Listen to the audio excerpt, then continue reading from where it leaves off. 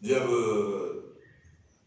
रावण ने देखा कि मेघनाथ का वध हो गया, शरीर सामने, बड़ा उपदेश किया। परिवार में जो माताएं बहनें थी उनको बड़ा उपदेश किया। ये नाशवान संसार है, सबको जाना है, क्यों रो रहे हो? पर उपदेश कुशल बहु तेरे, जे आचरण ते नर ना करे। दूसरे को ज्ञान उपदेश कर रहा है, अपना धर्माचरण कर रहा है। ऐसे ज्ञान को कोई महत्व नहीं होता। दूसरों को उपदेश करे, खुद अधर्माचरण करे, ऐसे बहुत पाए जाते हैं। पर उपदेश कुशल बहु तेरे, मने बहुतायत होती है ऐसी। लेकिन जो उपदेश दिया जा रहा है वही आचरण में होता है। बोले ऐसे घनेरे नहीं होते, बहुत नहीं होते। तिन्हें ज्ञान उपदेश है रावण, आपुन मंद कथा शुभ पावन। वाणी तो बहुत पावन बोल रहा है, लेकिन आचरण बहुत गंदे मंद करता है। पूरी रात रोते हुए शोक में लंका में व्यतीत हुई। चारों तरफ बानर भालू प्रातः काल होते। फिर दशमुख रावण ने जो बचे हुए सैनिक योद्धा थे उनको बुलाया और कहा, हमारे शब्द सुन लो। कोई भी रणभूमि से तनिक भी कदम पीछे हटाया तो मैं पहले उसे मारूंगा। मन भी डावाडोल नहीं होना चाहिए शत्रु के सामने। आज अभी मैं अवसर देता हूं, जिसको भय हो राम से वो भाग जाए यहां से, नहीं कोई कदम पीछे नहीं हटाएगा। मैं स्वयं आज अपनी भुजाओं का बल दिखाऊंगा, और बैर लिया है तो अपने बल से लिया है, तो हम लोगों के बल से नहीं, सेना के बल से नहीं। मैं उसका उत्तर दूंगा। अभी अवसर दे रहा हूं, भाग जाओ जिसको भागना है। नहीं, रणभूमि में अगर किसी ने पीठ दिखाने की कोशिश की तो मैं स्वयं मारूंगा। ऐसा कहकर उसने माया में रथ पर सवार हुआ, जो वायु के समान तेजवान। युद्ध के बाजे बजने लगे, क्योंकि महाबली रावण अब कोई बचा ही नहीं, स्वयं युद्ध में जा रहा है। जब युद्ध में चला तो असुगुण अमित हो ही काला, गनई न भुजबल गर्भ विशाला। अब शकुन होने लगे, पर वो कुछ नहीं गिरना। गर्व है, अहंकार है उसको अपने बल का। शकुन अपशकुन का विचार वही करते हैं जो कमजोर होते हैं। रावण कहता है, क्या अपशकुन? कोई अपशकुन नहीं। कभी उसका ध्वजा गिर जाता है, कभी अस्त्र गिर जाते हैं, कभी चिंगार मारकर उसके घोड़े वापस लंका की तरफ भागते हैं। फिर भी उसके हृदय में कोई निराशा नहीं। जीवों के द्रोह में जो रत है, मोह के जो वशीभूत है, भगवान से विमुख है, उसे चाहे जितने शुभ शकुन हो, चाहे जितनी अर्थव्यवस्था हो, चाहे जो बड़ा पद मिला हो, वो कभी सुख शांति आनंद को स्वप्न में भी प्राप्त नहीं कर सकता। जो दूसरे जीवों से ईर्ष्या करता है, द्रोह करता है, मोहरत है और भगवान से विमुख है, उसे कोई पद, कोई संपत्ति, कोई बल स्वप्न में भी सुख शांति प्रदान नहीं कर सकता।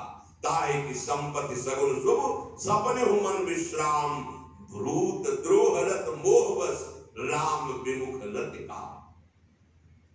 अब राक्षसों की जो बची हुई सेना है चली, चतुरंगिणी सेना, कोई रथ से, कोई घोड़ों से, कोई हाथियों पर, कोई पैदल, ऐसे। इधर रावण की जय जयकार करते हुए, गर्जना करते हुए निशाचर, विचित्र फौज है इसकी। रावण जब चल रहा है तो पृथ्वी डगमगा रही है, ऐसा महाबली। गर्जना करता है तो ऐसा लगता है कि भीषण बिजली कड़क रही है। प्रलयकालीन बादल जैसे ऐसे रावण दिखाई दे रहा है।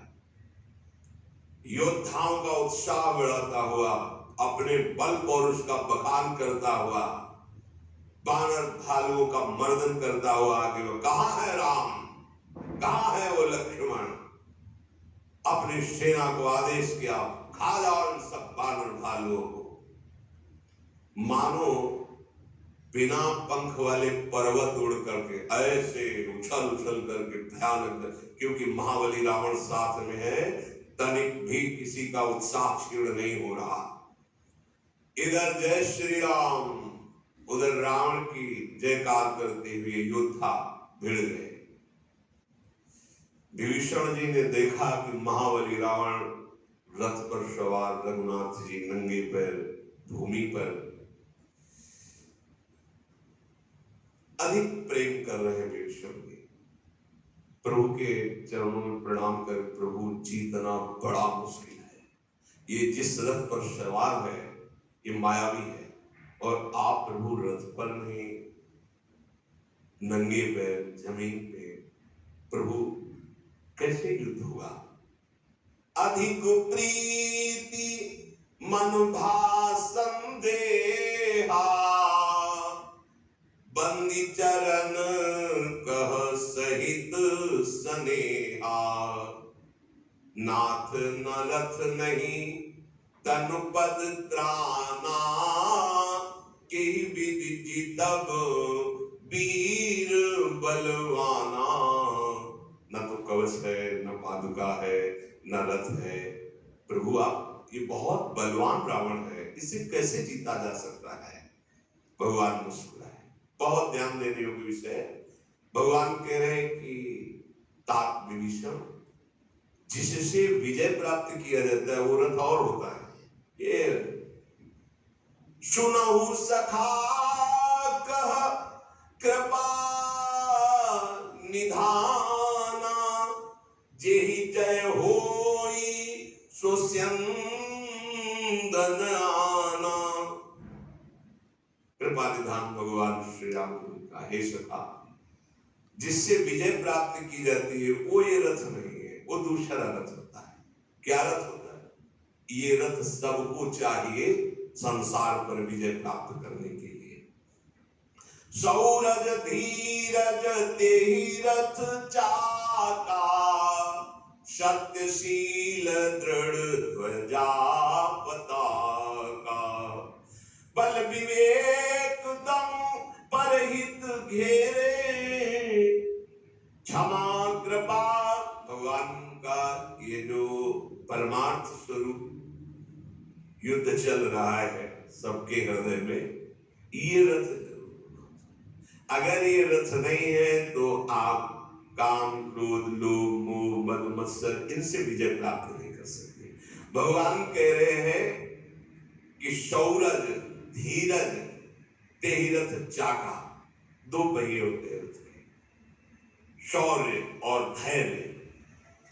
इस योद्धा के लिए ये रथ जरूरी है जो परमार्थ पर विजय प्राप्त करना चाहता है। जब आप भगवत भजन करते हैं तो एक तेज प्रकाशित होता है, उसकी वाणी को, उसकी दृष्टि को, उसके भाव को कोई दबा नहीं सकता। शौर्य और धैर्य, बड़े से बड़ा विषय भी उसको विचलित नहीं कर सकता। ये दो पहिए हैं इस रथ के। सबसे बड़ा धैर्य जो रसेंद्री और जनेंद्री को काबू में कर ले, वही धीरजवान कहा जाता है, वही धैर्यवान कहा जाता है। किसी भी प्रकार का दबाव तुम्हारे हृदय में लक्ष्य से हटने की वृत्ति न पैदा कर पावे, सबसे बड़ा शौर्य। धैर्य, रसेंद्री और जनेंद्री, और सब छोड़, दो बात, रसेंद्री और जनेंद्री, ये दो तुम्हें विचलित न कर पावे तो मानो रथ के पहिए तैयार हो गए आपके। किसी भी संबंध का, किसी भी पद का, किसी भी दुख सुख का प्रभाव ऐसा तुम्हारे हृदय में ना पड़े कि तुम अपने आराध्य देव से हट जाओ और रसेंद्री जनेंद्री के भोग तुम्हें विचलित न करें। ये दो पहिए हैं रथ के, सत्य और सदाचार। ये रथ में जो ध्वजा फहराता है उसका डंडा और ध्वजा है। आपके आचरण पवित्र होने चाहिए। उठना बैठना बोलना हंसना खेलना खाना शास्त्रीय सिद्धांत के अंतर्गत होना चाहिए। मनमानी नहीं, जहां मन आया खा लिया, जहां मन आया जैसा आया व्यवहार कर लिया, ऐसा नहीं। साधक ऐसा नहीं होता, परमार्थ का योद्धा ऐसा नहीं होता। हर कदम सावधानी से, तस्मात् शास्त्रम प्रमाणम, कार्य कार्य व्यवस्थित हो, क्या व्यवहार करना चाहिए क्या नहीं करना चाहिए, शास्त्र प्रमाणित होना चाहिए। और सत्य, सत्यशील अर्थात सत्य और आचरण पवित्र, ये मानो हुआ रथ का वो दंड और ध्वजा।